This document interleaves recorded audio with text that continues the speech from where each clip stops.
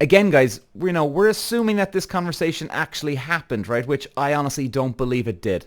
Okay, genuinely do not believe it did. I think Hamilton was just stirring a bit of shit there when he said, "Oh, Christian approached me at the start of the year." Okay, because maybe he's thinking maybe Verstappen might overhear this, and Verstappen go, "Huh?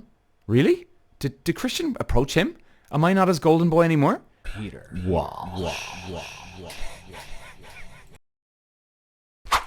All right, ladies and gents, this is going to be a quick one today. We're talking about Formula One. And oh Lord, the rumours keep going. Oh, sure. Formula One wouldn't be Formula One unless there was some rumours. You have to have the rumours, I suppose. Look, it keeps it all interesting for us here anyway, guys, doesn't it? So, first of all, I can't even believe the season's over.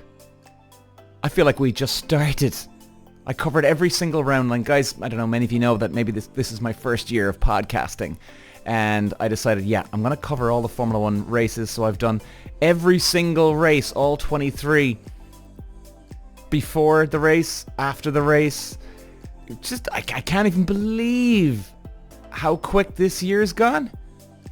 Is anyone else like this? Like, we're at Christmas already. Holy fuck, man. Jesus, where did it go? And I've done, like, I think over 200 and, like, almost 250 podcasts in a year. Blows my mind, even that figure alone. My God, it's unreal. It's unreal. What's next year going to be like? 2024. I tell you guys, we'll be back into the Formula 1 season 2024 before you blink. Incredible.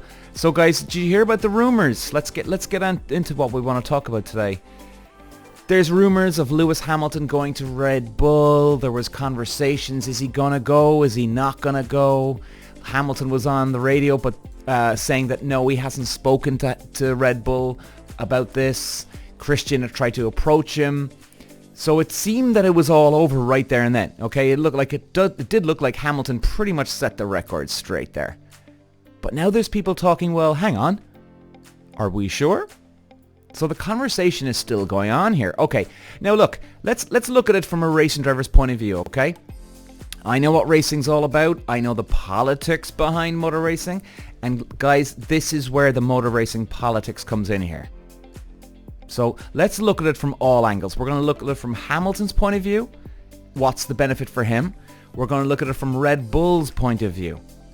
What's the benefit for them? We're going to look at it Max Verstappen's point of view. What's the benefit for him? Or what's the loss? So let's start with Hamilton. Okay, well look, I think we all know that Hamilton's getting to that stage. He's getting to that stage where his career is winding down. Now, I think, isn't he 36 or he's 37? Excuse me. So he's... sorry guys, brain fart here now on Hamilton's age. In fact, let me just check his age there now. But I mean, he's close enough to 40. Oh, sorry, he's 38. He was born in January 7, 85. So okay, he's pushing up there. But look, at the end of the day, he could still go for another good few years. I mean, just even look at Alonso. You know, Alonso's doing great. His fitness is great in the car. So if Hamilton went for another even 4 years more, 5 years more even, I wouldn't see a problem. I genuinely wouldn't. Because Schumacher, first of all, opened up those gates, let's say, in terms of the older guy coming back to the championship. If people remember, Michael Schumacher, for me, one of the greats of all time, and he came back to Mercedes in his 40s. I mean, the guy had a bad car, but he put it on pole in Monaco. Then he got I think it was a 5-second grid penalty, just unlucky. But he had, like, you don't put the car on fucking pole position if you're in your 40s and you're unfit and you're losing your fucking edge, okay? Telling you that now. I don't care whether you're Michael Schumacher and Senna, Fangio, Max Verstappen, Lance Stroll, it doesn't matter. You gotta have the fucking fitness.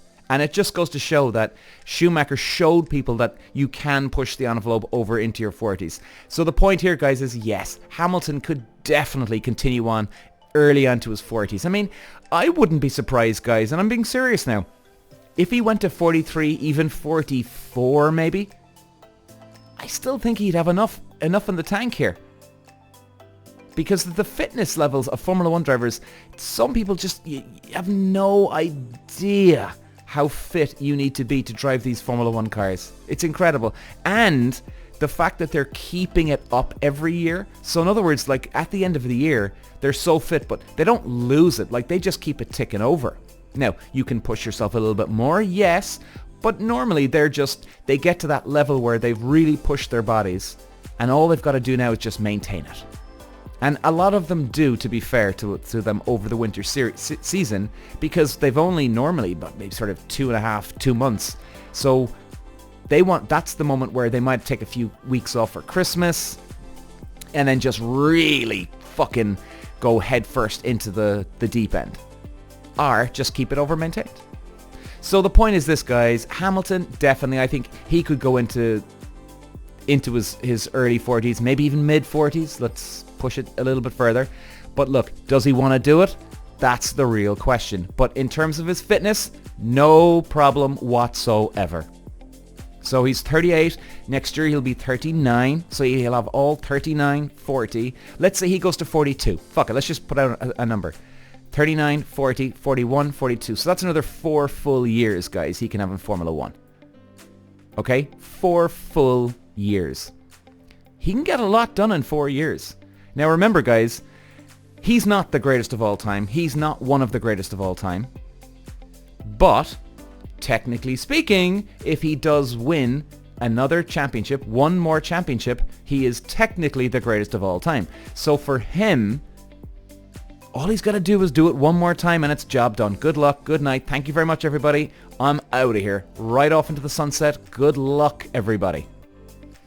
And will he do it? I think definitely if he's got the car, he'll do it. There's no doubt about it. And don't get me wrong, Hamilton is really, really good. He's just not the greatest of all time, all right? Let's just have some perspective and reality here. But can he do it one more time? 100%. No doubt in my mind. No two ways about it. He can do it. He needs the car. Now, let's look at the Red Bull scenario. So at Abu Dhabi, people asked him, so Lewis, was there talks of you and Christian and going to Red Bull? So Lewis said that he has not been in contact with Red Bull. He said that no one in his team have been in contact with Red Bull. Now, I'm presuming he's not on about Mercedes there now, guys. I presume he's on about... He didn't give us much information. I presume he's on about his management team and his agent. So I think that's what he's on about here. Again, he didn't give us complete specifics, but it has to be. And he said that, all right, that Christian did approach him at the start of the year. I think, did he say start of the year or sort of going through the year anyway? Now, and then Hamilton said, well, you know, Christian likes to get a bit of spice here, a bit of drama, right? And he had a bit of a smile on his face. Well, Lewis, you just brought it up, buddy. Aren't you looking for a bit of spice here? Because what I've seen on the news throughout the year, I don't think I've ever seen Christian Horner talk about wanting Hamilton at Red Bull. Of course, there's the rumors and there's these ridiculous like National Enquirer fucking websites that just talk complete shit. And that's why, guys, I always recommend staying on the Formula1.com website or F1.com. It's the same one. They just point to the same, 2 different domains, but they point to the same website. Stick to that website, guys. It is the most accurate out there. No two ways about it. F1.com, Formula1.com. So, okay. Let's say, for argument's sake, let's say Christian Horner did approach him. Now, Hamilton's point of view, and guys, this is coming from a racing driver's point of view here now, right? Hamilton would look at that and go, first of all, he would say to himself, really? Christian Horner wants me in this team? Like, and I'm telling you now, guys, I know this, believe you me, I've been here, done that, and most drivers have. You'd be almost looking at Christian Horner going, what's the fucking catch here? What's going on here? And you would not be just getting up off the table going, okay, Christian, we'll talk in a few months and let's see where you are. And then they walk away. No, you'd be sitting there going, continue. Believe me, Christian Horner would have your full attention. right? He'd have your full attention because you're going to wonder, where's he going with this? What's he going to come out with next? Now, you'd be wondering that Christian's going to offer some incredible deal, or you're actually probably expecting, is Max retiring, Christian? Or what's going on here? Because you're thinking, if you're Hamilton, you're thinking, well, hang on a second. You've got your golden boy, number one, and now you want to bring me into the mix? Or am I really going to get the same car as your boy, Max? Really? Or am I going to get a better car? What are you looking for here? Now I'm thinking, does he want sponsorship money coming in? Is there a huge demand from Red Bull sponsors that they want Hamilton in the mix? Now, if I'm Hamilton, I'm thinking, no, man, there's no way. There's no way. There's no fucking way Red Bull want me on board with their sponsors. No way. They're happy with what they have. They're happy with what they have. They've got a golden boy who's kicking ass, 3 World Championship titles under his belt. Why bring in another guy to fuck things up? Everything's going perfectly smoothly. Let's not fix something that's not broken, as they say. Right? Why try and fix something that's not broken? Now, okay.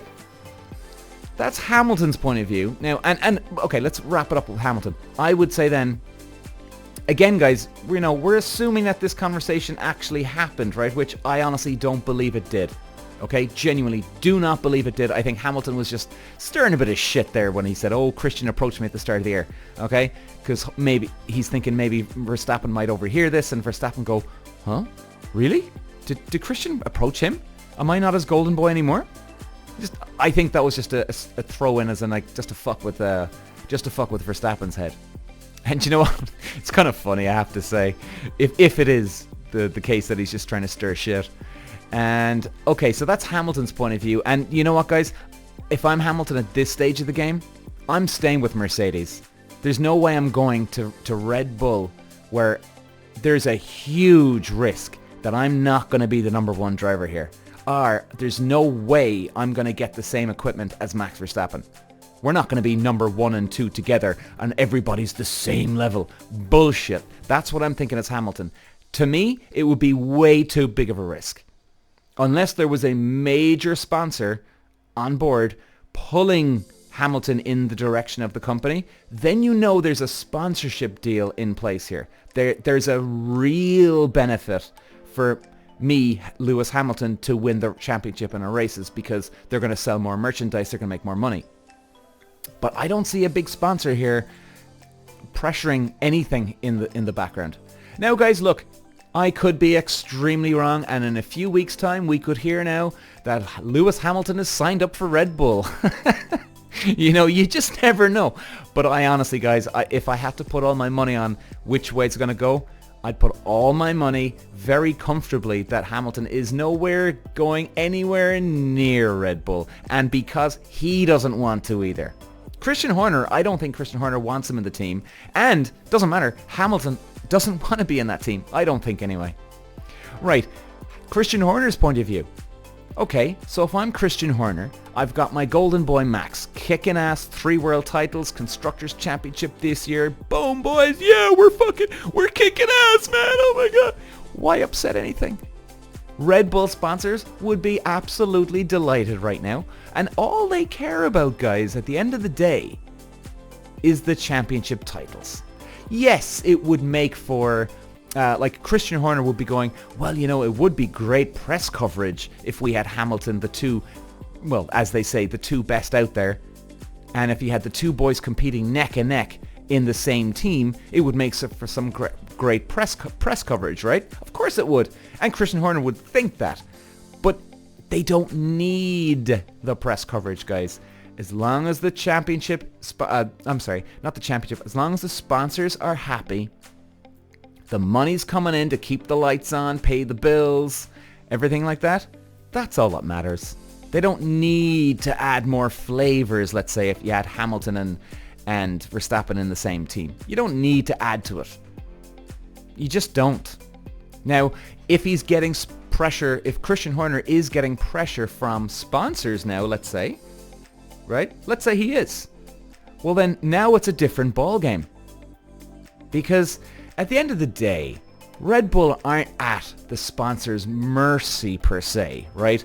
In other words, what I'm trying to say is anything development-wise from a car, if a sponsor, let's say, tried to jump in and say, hey, Christian, I think you should try and do this development or that development. First of all, that wouldn't happen. But even if they tried to do it, Christian Horner would say, here, guys, politely, fuck off. Myself and Adrian Newey, we know exactly what we're doing.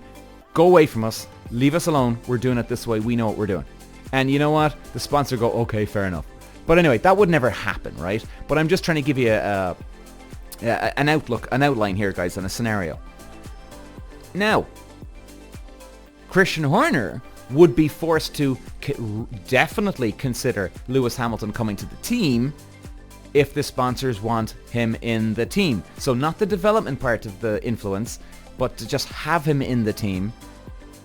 If sponsors were putting pressure on him, well then there'd be a serious fucking round table discussion, guys, with Christian Horner and his sponsors. They'd all be literally jumping on a private jet over to the Red Bull headquarters in Austria, and they'd be all sitting down at a head table. There'd be 10, 20 of them around. Christian Horner wondering, what the fuck is going on, lads? What's your pitch here? And they'd all be trying to convince Christian Horner, and they'd all be smiling at him, big, bright, white, pearly teeth looking at him.